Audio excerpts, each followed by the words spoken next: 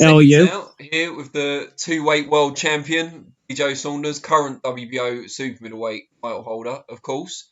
A lot of talk hmm this week about who Canelo is going to be fighting on September the 12th and who he should fight. What question a lot of people are going to be asking is, why isn't it going to be you? I just think that, they still haven't, what are we out? 8 weeks now? Yeah. So, my opinion is they're 8 weeks out. They still haven't got, my opinion, the opponents the proper preparation. 4 weeks of that eight will probably be doing press tours here, there, and everywhere to promote the fight. So someone's got 6 weeks of training. Now, it's right, someone saying, yeah, you should be ready, you should be fit to fight in 6 weeks. But sorry, no, never in my life have I done that. And I won't be doing that for no one else like for Canelo. Of course, I love the fight. I love to fight him, but I'm not a stepping stone for Canelo Alvarez. And I'm not flattered because I'm in sharing the ring with Canelo Alvarez. It certainly don't work like that on me. Don't world champion mean anything now? Because it's Canelo Alvarez, let's all jump to his hoops and jump in. No, I'm not about the money. I'm about winning. And let me just get this straight: that the fight was never directly. At the minute, I read something that there's 20 opponents. That they were never ever going to give me that shot because they got a budget for an opponent to fight, and I refuse to get caught up in that shit of all that rubbish talk just to use as a go-between, like they did when he boxed Golovkin, I've had it a few times now, so I just can't be fucked to be going through that stress. I've got my own problems and stuff going on that, is personal and going on. I can't be dealing with that rubbish with me because it's never going to materialise. How much of it's about lack of time to get ready, and how much of it is about taking a reduced purse because of everything that's happened with COVID and all that stuff? Dan, let's be honest, mate. I'll be totally honest with you. If they said, "Oh, you can fight him in September," of course I could make the date, but there's a difference between making the date and preparing right, and going to make a date and to going to win a fight. People need to understand that. Of course, I can make the date and make the fight and enter the ring, but I'm not 100% where I need to be. It's impossible. You need that sort of fight. You need your 3, 4, 5 months. You need your 5 months preparation, and boom, you're ready. I know that they're not going to say, "Oh, we're going to fight you in 5 months guaranteed." I'm not asking for that, but what I'm saying is, don't just contact me out the blue. You're telling me anyway, all through lockdown, that the fight's off. My management MTK and that was liaising the fight's off and it won't be happening. We're looking to fight in November. They told my management. Eddie Earn told me I've got a voice recording from Eddie, and Eddie can back it up. Do I think the Canelo fight will happen for you? This was 2 months ago. No, but I will think they will put an offer in, but you're not going to like the figures. I mean, I've worked all my life. It's like you working all your life now, and you selling your house. You put everything into you selling your house. You paid your mortgage off, you're selling that house, and 8 weeks down the road, someone comes and cuts your money like more or less in half. It don't add up just because it's Canelo Alvarez. And to be honest with you, I couldn't give a shit if Canelo Alvarez got knocked out cold by someone in his next fight or win. It don't really bother me. I'm the champion. I'm going to have to move on with my own career and stop waiting around and, because these sort of people to me is hazards. They're not fights where they can say you're going to win. They're never. I spoke to someone very, very high up who knows a hell of a lot on that side of the fence, on the Canelo Alvarez side of the fence. I won't give his name. He's already told me the budget, what they're willing to give, and he's already told me that you were never going to get the fight. So I don't know what the big thing is. People saying, "Oh yeah, you should be." They're never going to get in there and fight for fucking stupid money because it's Corona and because they want to use that against me. Definitely no chance, mate.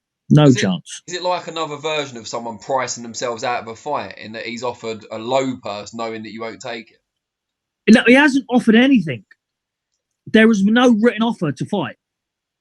So when they mentioned my name in the mix, I pulled my name out because I can't be bothered to go through all the shit. No offer was sent over. There were no offer from Canelo Alvarez sent over to Matchroom. Zero. There were nothing sent over. What you were originally going to get when the fight was first scheduled and the budget that you'd heard about that was available for September, how different were they? Uh, I'll tell you how different it was. It was like steak and a McDonald's out of date cheeseburger. Quite a big difference then, it's fair to say. Quite a big difference, yeah. You mentioned about having some personal issues going on. One of the things that got revealed was that your grandparents haven't been very well. You've been helping to look after them. How are they getting on now? Yeah, thank God, all right. You know, she was up. My gran was bad at one stage, but thank God now she's all right. But you know, I live practically next door. I'm very close to them. I bought a place bang next door, and I live next door to them. You know, so listen, it was worrying times, but thank God everything's all right now. But you know, there's no excuse why I wouldn't be ready for the fight if they give you proper notice, if they want to treat you fair. Like, if they told me that, yeah, you know, you're going to be fighting in September when I left Vegas in May, then we'd be talking a different story now. You know, I don't know if the money would have been the same, but I could have negotiated that and I could understand the circumstances. But just to come in how they've gone in because of who they are, you know, I think they're looking at Jason Quigley now. I've heard they made a legitimate offer to Jason Quigley. Now, that just shows the level and the pay packet they're looking for. Yeah. I'm two-weight world champion, 2 times world champion, undefeated. So it just shows you the why ain't Callum Smith fighting? Why ain't Benavidez fighting? You know, why ain't Caleb Plant fighting? Well, you know, if they want these big names, why ain't they been offered the fight? Now, it just looks good because Billy Joe's removed himself. You know, I removed myself for a reason because it's just all a load of shit. There were no written offer to me, and if they think I'm gonna act like you know, sell myself very short, then they're mistaken. Because for me, Dan, I'd rather go to bed at night and sleep knowing I won than go to bed at night thinking, do you know what? What a scumbag! I did that for money. I let them manipulate me. I let money control me, and I didn't give myself a proper chance of winning. You know, that's not legacy there. That's just selling yourself. And I refuse to do that. Anybody who knows me knows I would never sell myself for money. You've beaten Ryder, who's one of the names on the shortlist. You've beaten David Lemieux, who's another one. You've trained alongside Jason Quigley at the Ingle Gym. Who would you like to see get the fight in September? I would like to see John Ryder get it. I think he deserves the shot because, you know, he had a good fight with Callum Smith. I watched the fight back. You know, it was, I felt he was hard done by. You know, I felt it was hard done by, but I understand Callum also is the champion. So, you know, it was like it was one of them fights, but I'd love to see John Ryder get the fight. He's a real nice kid, a good friend. I'll get on well with John, and he's a fucking good fighter. I really think that he deserves the fight. But do I think he'll get it? I think that they might look at John and think, you know, Southpaw might be a little bit, it might be an hard night's work. So I personally think that someone like Quigley or Toro Johnson will possibly land the fight.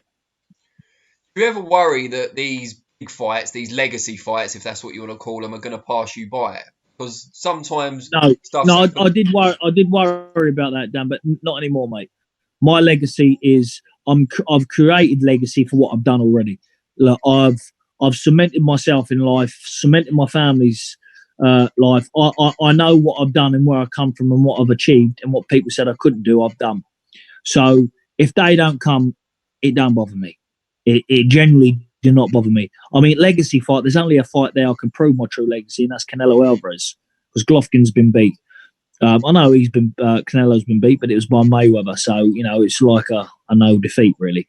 But, you know, if it comes, it comes. The only thing I can do to control that sort of thing to happen is to keep winning. So what changed? Because you said it used to bother you and now it doesn't. So what was it that changed or that clicked? Because I just give up. Listen, it's like a bad relationship, isn't it? You know, when you go through it, you think, oh yeah, it's going to be better now. You go back, it's the same. Oh, it's going to be better. It's the same. You know, it's the same with boxing. You know, we are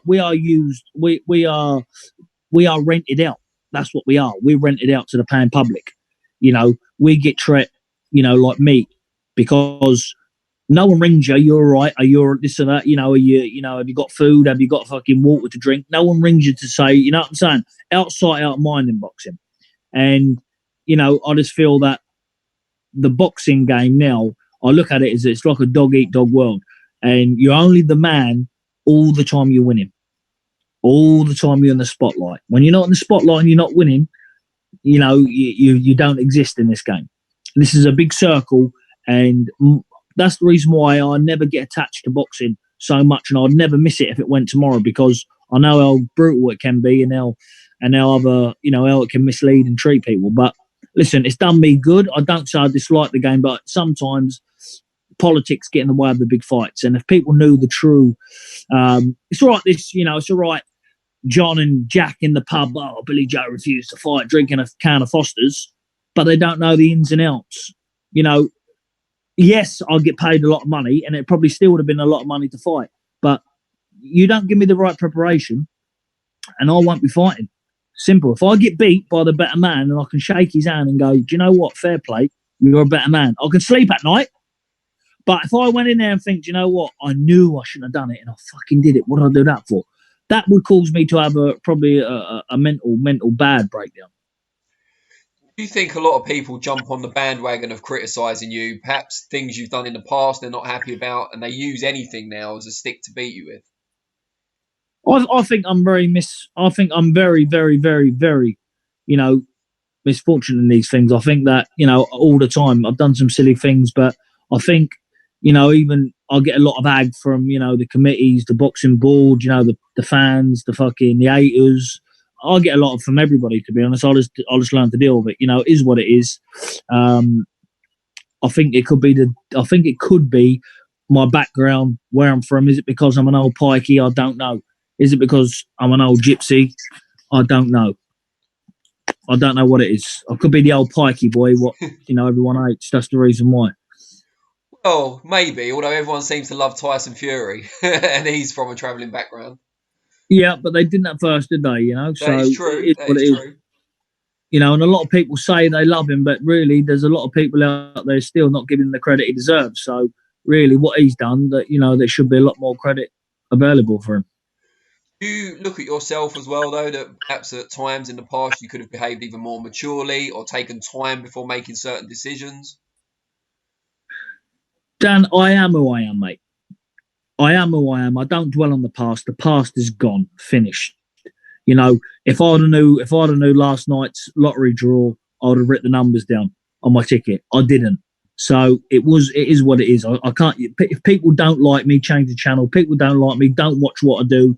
Don't be a fan. Don't follow me if you don't like me, because I'm probably going to do things and say things sometimes along the line to upset you. That's just how I am. But it is what it is. I think that you get all these people now, like even talking, the fight's gone, it's never going to get offered, like Bernard Hopkins and stuff like that. Yeah. Bernard Hopkins, he's a racist against white people. He made a remark many, many years ago to Joe Calzaghe, and I'm so pleased that Joe Calzaghe smashed him. He made a remark, and when I was on the stage, when I boxed David Lemieux, he also made a remark to me that I'm not going to come out and talk shit about. But it is what it is. I looked at him when he said that. I used to be one of my idols, but when I met him on stage and met him a couple of times, people say never meet your idols because they're not what they seem. And I thought, what an ignorant prick he is. I see something today. Like he also said something about something before along the line, but basically, I just generally think that he's got something against the white community. You're obviously not concerned about upsetting anyone else, you're your own man. Have you ever done anything where you've disappointed yourself? Have I ever done anything where I disappointed myself? Probably. I think people's done stuff where they disappointed themselves. Yeah, I have. Well, I think, do you know what? I've got kids, obviously. So, things like that and other bits of stuff that affect them.